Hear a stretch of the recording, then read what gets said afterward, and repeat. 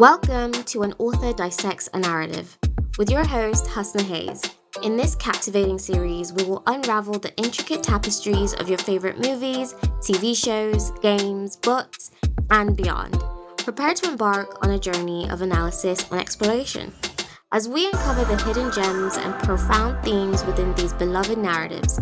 Remember to show your support by hitting the like button and subscribing for a regular dose of insightful content. Let's delve into the realms of storytelling together.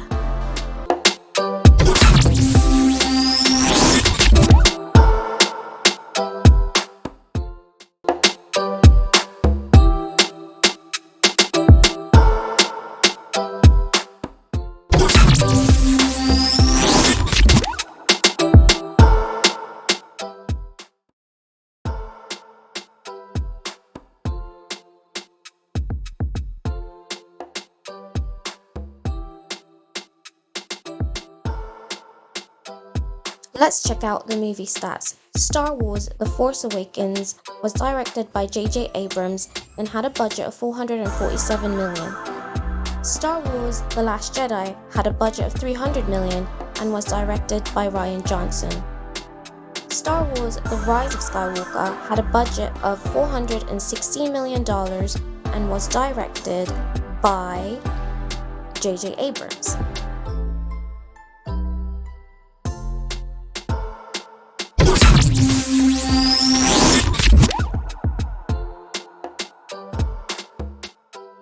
Welcome to the Deconstructed Universe. Today we're going to be deconstructing Star Wars. That's right, guys. We're taking a step into a galaxy far, far away, and we're going to evaluate and analyze the narrative, is the Force female? Or, in translation, does Star Wars have a female lead issue? Or is it all just a narrative out there? Before we get into all of that, and Rey and how she was written and everything like that, first of all, we gotta understand how to write a compelling character who happens to be female. So this list that I'm about to go through is something that we utilize at Nakazi & Co.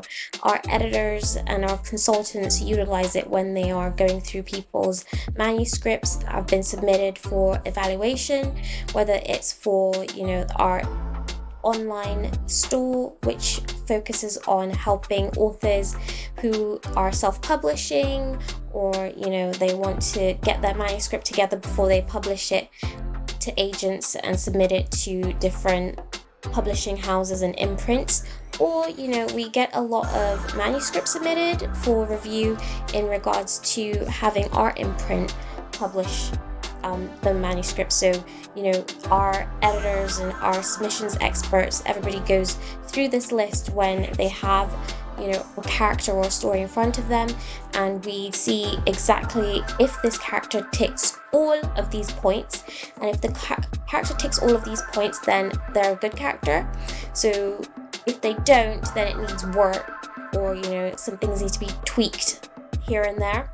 Bottom line is, this is like I'm giving you a sneak peek of what goes on behind the curtain. So creating a well-rounded and relatable female character is essential in storytelling, because without a well-crafted character, or a well-crafted character who happens to be female, your story is going to have a hard time resonating with the audience. So, number one, develop her personality beyond stereotypes. Give her strengths, weaknesses, and unique quirks that make her three-dimensional. Write her with agency and make her an active participant in the story, not just a passive character. Avoid focusing solely on her physical appearance. Remember that she is more than just looks. Give her a compelling backstory that shapes who she is and influences her actions. Ensure she has goals, dreams, ambitions that drive her throughout the story. Write her dialogue authentically, reflecting her personality, background, and beliefs. Show her having meaningful relationships with other characters, both platonic and romantic. Allow her to make mistakes and grow from them. Show her resilience and growth. Celebrate her strengths and show her overcoming challenges in her own unique way. Above all, treat her with respect and empathy, portraying her as a complex and multifaceted individual.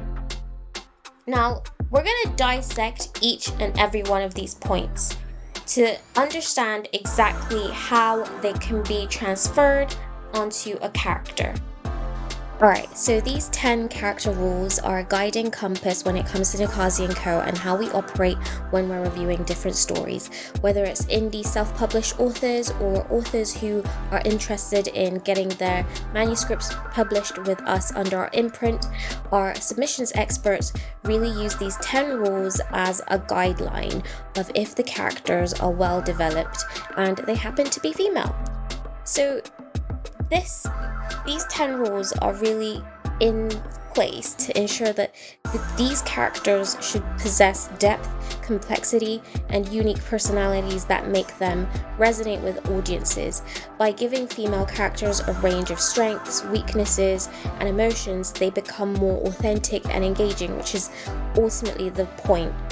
Their journeys and experiences should be portrayed in a way that reflects the diversity and complexity of real women, allowing readers, or viewers in this case, to connect with them on a deeper level.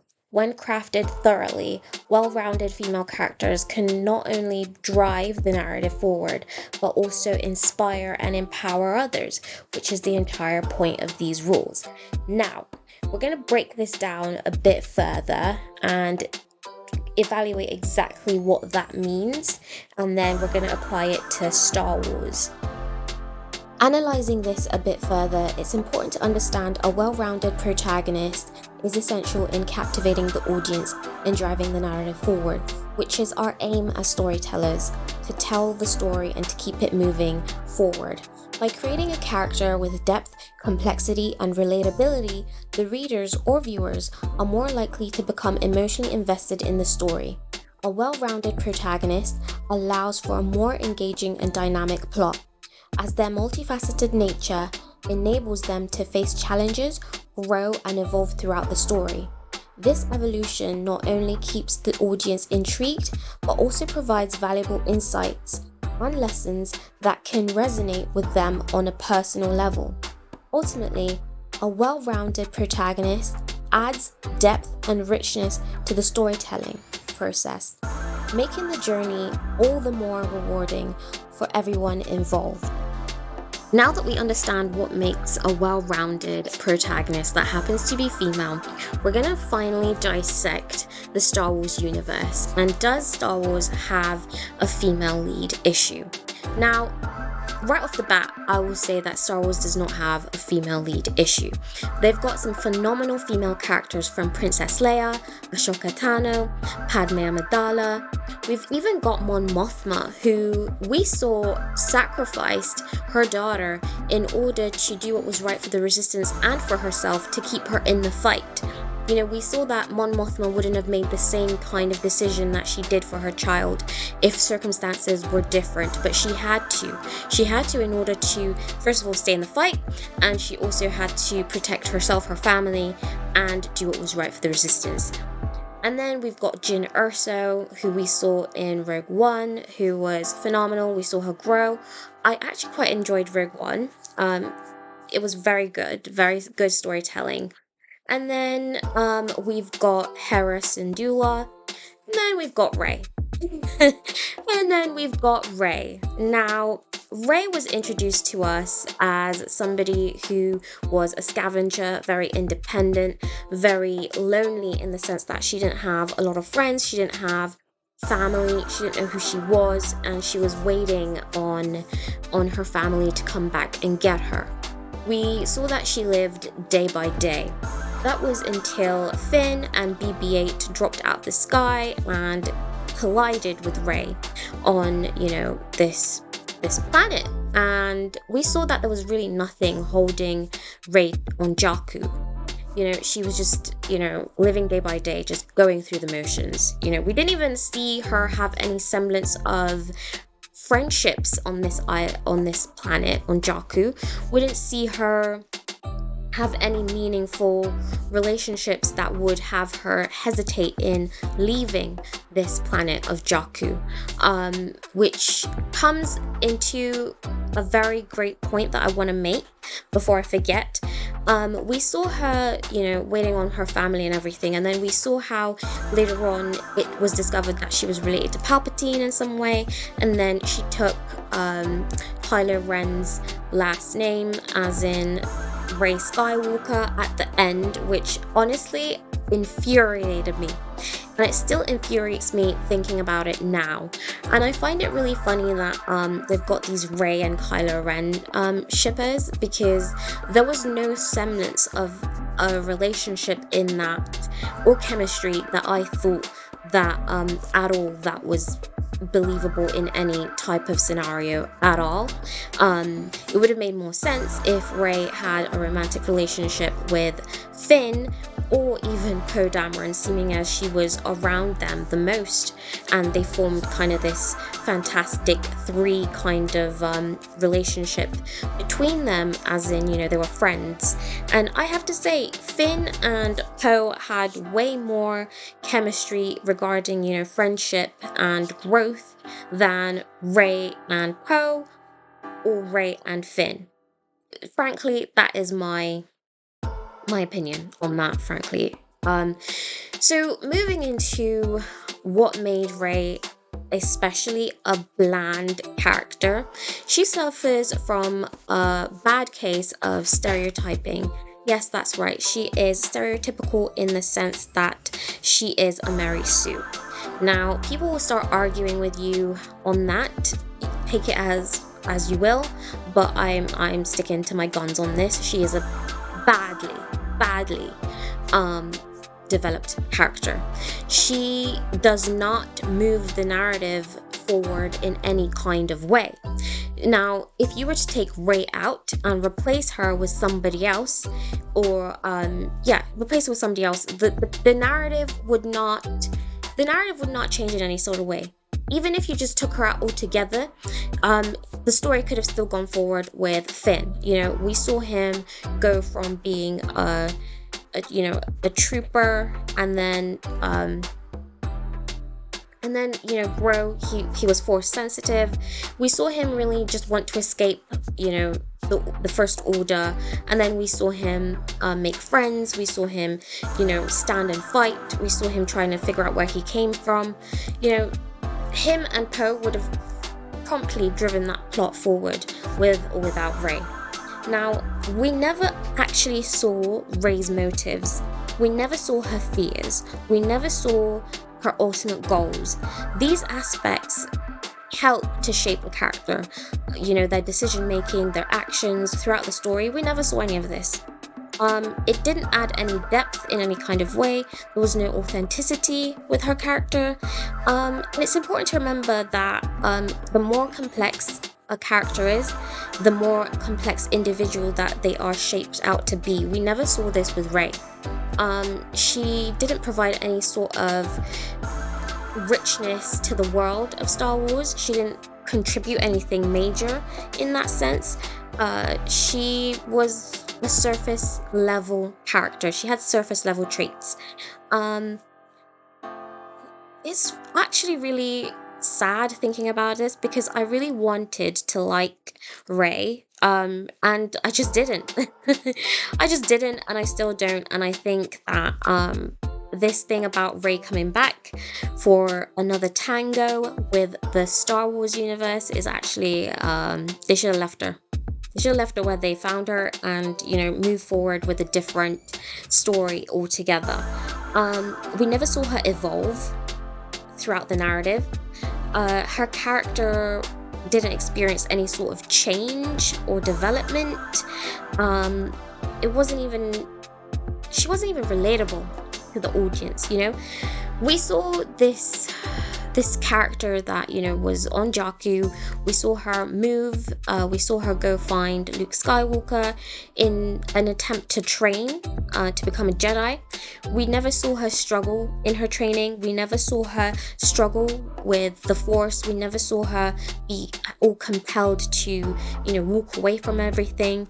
You know, as a normal person, if you were thrown into that scenario, and you had now, you know, you were Force sensitive, and now you figure out that you are basically on the First Order's top wanted list, and you know you have to choose whether you want to fight for the Resistance, whether you want to fight for good, you know, whether you want to even step into this fight. We never saw her struggle at all with any of that. We never saw any aspect of her that, you know, mattered in any sort of way. She never moved through the story in a way that she found out new things about herself along with the audience. We never saw her interacting with other characters in a meaningful way. It was all surface level, especially when it comes to Kylo Ren and Solo. We never saw her interact with him in a meaningful way that mattered. Their relationship she formed, they didn't reveal different facets of her personality. I mean, we never saw her joking around. We never saw her. Did we see her laugh or smile? She was very one note in that aspect. We never even saw her values or beliefs. You know, she was a loyal friend to Poe and Finn, but like I said already, Poe and Finn had more friendship chemistry than Rey had with either one of them. We never saw her in a mentor kind of space. We never saw these dynamics in any kind of way that shaped the journey moving forward within the films, or that was engaging or like added to plot developments, which also added to when at the end of, you know, the last trilogy, the end of that movie, when we saw her, she decided to take Ben Solo's name. Not even Ben Solo's name. She decided to take, she said she's Rey Skywalker. Can you believe that? Just imagine that, you know, your family has this twisted legacy that's long, and I mean twisted in a sense that, you know, it's full of dark and light and you know, this conflict that stretches across generations basically, and then this random person all of a sudden decides to take your name.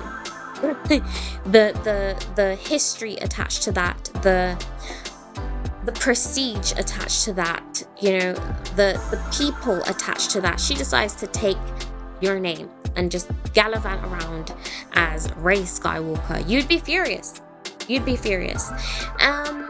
So we never saw any of that, and I know people will like argue and say that, yeah, they love Rey, you know, she was a very compelling protagonist. She really wasn't. Simply from a writing perspective, from an author's perspective even, and from an audience perspective, she was not a compelling protagonist in any shape or form. I mean, we never saw her struggle. This girl fights Kylo Ren because it's set up in the beginning that she and Kylo Ren are kind of nemesises. You know, they've got they're different parts of the Force. She's light and he represents dark, and you know, they're challenging each other. You know, they're drawn to each other in this match of basically who's going to prevail over them. And the first interaction they have, in the sense that Kylo Ren and Rey go to it toe to toe using the Force and, you know, wielding their like lightsabers. She wins. Now, Kylo Ren already comes from a line of strong Force users. He comes from a line of strong Force users and history, conflict, generational conflict, in the sense that, you know, he's had this sordid affair with the dark side and the light. So he's already got this prestige, and he's got this prestige and power attached to him already. So first of all, he's a powerful Force user. Second of all, he's been trained, since he was young. He's trained with Luke Skywalker. He's trained with, presumably his mother. And he has all this experience behind him of using the Force and using, his lightsaber, I guess. And then you get Rey. She didn't even know she had the Force until a couple of days or weeks ago. And then she goes toe to toe with somebody who's been doing this since they basically were born, and she wins. That was not believable. That was actually rather infuriating as well. And I think sometimes that the writers behind Rey maybe take the audience for fools. I don't know why I get that impression, but it made her dislikable. It made her dislikable because, she hasn't even been trained that well, and she's already good at it. She's just naturally good at it. It's not to say that, she can't be naturally good at, wielding the Force or, fighting or anything like that. It's to say that she didn't face any struggle with the Force or, her fighting. We never saw her beaten down in a sense that she had to get back up, because those are the moments when the character that we are watching, when they go through these these hard moments where they feel that they're backed into a corner, where they've lost all hope, where their morale is really down. Those are the moments that we root for these characters as the audience.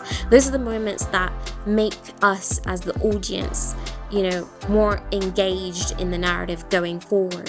It's what makes us root for them, and she never experienced any of that. So we could never root for her because she already could do so much. I mean, there's a point in time where she picks up a huge boulder with the Force, and then there's also another time where she uses the Force to pull back a ship, and I just have to say that it's not believable on the sense that, you just found out you have these abilities yesterday, and you can already win against somebody who's had them their whole life, who's been fighting wars most of their life, who's a commander, and you can just best them in a one-on-one. It's not believable, especially when we didn't see you struggle and, grow from that situation.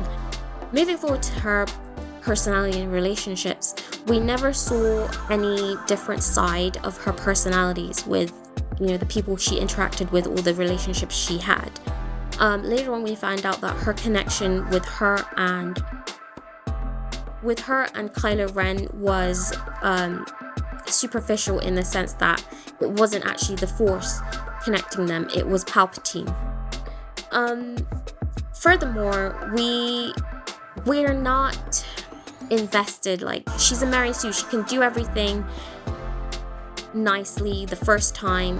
Everybody follows her, in a sense that we never even got to see the motherly relationship, which I think they were going for with her and Leia. We never saw that, in a sense that she gave anything different from that. This is a girl who didn't grow up with a family or any motherly figures around her, and we see that throughout her story arc, that she's very attached to Princess Leia. But even then, we never saw a different facet to her.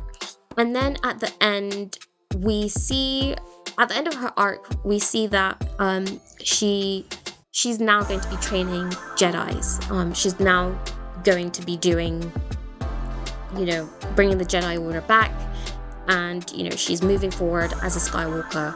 And I don't know. I just don't like Rey. And the funny thing is, the reason that I don't like Rey is because of everything that we've just gone through in this video. She's not she's not a compelling female character. She's very much one tone. She has one basically dynamic, and that's, you know, Mary Sue, basically.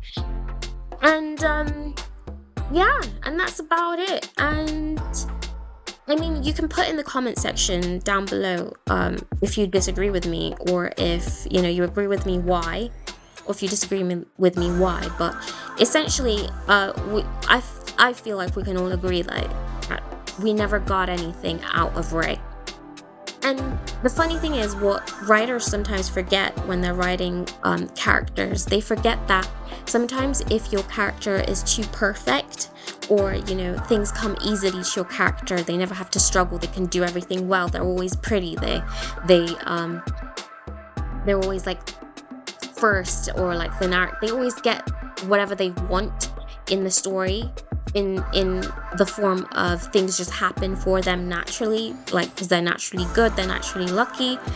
And you can ostracize your audience against your main character when you actually want them to be more drawn to your character, more compelled to follow your character. So people just don't understand that, which I find funny as well.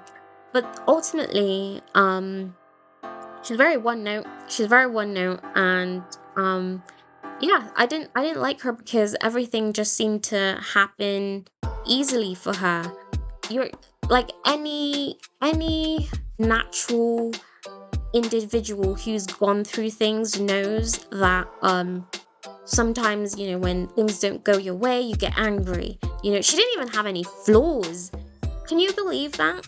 She didn't have any flaws that, you know, maybe she was a very angry person, or maybe she was maybe she rubbed people the wrong way because of her personality, or maybe she was very much I'm trying to think of like an example. Maybe she was very much not submissive in a sense, or maybe she was very much oh gosh, I forgot the word. But bottom line is, we never even saw Ray's flaws. You know, we all have friends that we, you know, love, and we like them because, you know, we get on with them, we have the same personalities in some aspects, or we like the same things, or we dislike the same things, we have the same hobbies. We don't even get to see that with Ray or anybody she interacts with. The point that her and Kylo Ren's relationship literally hangs on the Force, and him trying to get her to join him, and her being like, no, I'm never gonna join you, I'm good. It's like, even the goodest person in the world, you know, the most non-problematic person in the world, has some traits that are negative. It's just what being human is all about. You have flaws. We all have flaws. You know, we might not want to acknowledge that, but we do have flaws. And she doesn't have any flaws, you know, which makes her less relatable and more of a Mary Sue. She's a Mary Sue. So it's important to understand all of that. Regarding the Force is Female narrative with Kathleen Kennedy and Lucasfilms, what they'd have you believe, I'd have to say that's just a narrative. As someone who's grown up with Star Wars, I'm not that old, I'm not ancient. I've always seen good, well-constructed female characters within Star Wars. So I feel like that's just a narrative that was put out there, and then, you know, the internet will be the internet, and it just got out of hand. Altogether though, I have to say that Star Wars is facing a current issue that's not related to, you know, their female protagonists or their female leads. It's more to do with the current storytelling that is going on within the galaxy far, far away. It's very much, I'd say it's very much, in a sense, a place where it is directionless, if that makes any sense. Yeah, I'd say that it's directionless in the sense that the stories being told are either ones that, you know, we as the audience are interested in but are not being executed well, or the stories that we're telling are revisiting current characters that we love, we've watched within, you know, different mediums within the Star Wars universe, and they're ruining it. Basically, they're ruining the characters there in the story arc in that sense. I would say that Star Wars is in need of new direction, new stories, new characters. Not the ones that we already have, that have already been told, but new ones that have never been told, you know, changing narratives in the sense that, you know, we need new characters, new storylines, new story arcs in a galaxy far, far away. I'd say that's what we need. And basically, I think it's just something that's going on with Hollywood in general, where people like to retell stories because they're guaranteed and banking on nostalgia. So people go see it because of nostalgia, and they don't have to worry about, is this gonna make money, because everybody already knows it, and people are gonna go see, you know, these new characters in a new light, in a new story. So I'd talk it up to that. Altogether, can Rey be fixed? I would like to say no. I say no in the sense that she's already had her story arc, and we don't want to see any more. Or I'll speak for myself. I don't want to see any more of Rey.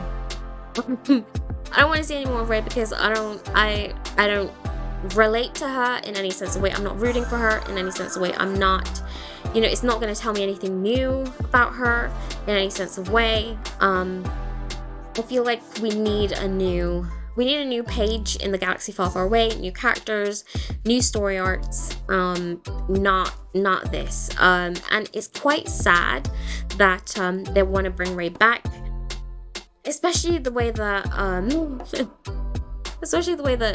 Rey's arc ended with her, like, literally stealing the Skywalker name. Like, I just don't understand where they thought that, you know, it was a good idea to, first of all, have her be a love interest to Kylo Ren, and secondly, have Kylo Ren sacrifice himself for Rey. It's like, you guys only ever connected in the Force, and you never all spoke to each other in a way that added to the narrative in any kind of way, which is sad. But it's facts, though. It's facts. We can't do anything about that in any sense. Rey, I'd say, like, moving forward with her arc, because it looks like we're gonna get more Rey, even if we don't want to. Moving forward with her arc, I'd say that they need to concentrate more on the relationships around her. And through the relationships around her, we can see her grow. We can see her evolve. We can see her maybe care about something, you know, tangibly, like the relationships around her, because I don't think we ever really saw that past Princess Leia. Yeah. So yeah, that is the video. Make sure you chat down in the comment section, like and subscribe, and I'll catch you in another one. We're at the end of this video analysis, and we're gonna give it a C. That's right. A Galaxy Far, Far Away gets a C because, unfortunately, they missed the mark when it comes to Rey. Rey is not a compelling female protagonist, and she doesn't measure up to other protagonists within the Star Wars universe. Now, if you're looking to throw yourself into a new universe filled with science fiction and, you know, powers and politics, make sure you check out my science fiction book series, Vertigo series. It is available on Amazon, Blackwell's, Barnes & Nobles, and other retailers, so make sure you check it out. Vertigo Honor Bound by Blood is the first installment, so make sure you read it because book 2 is dropping this year. Now I will see you in the next one.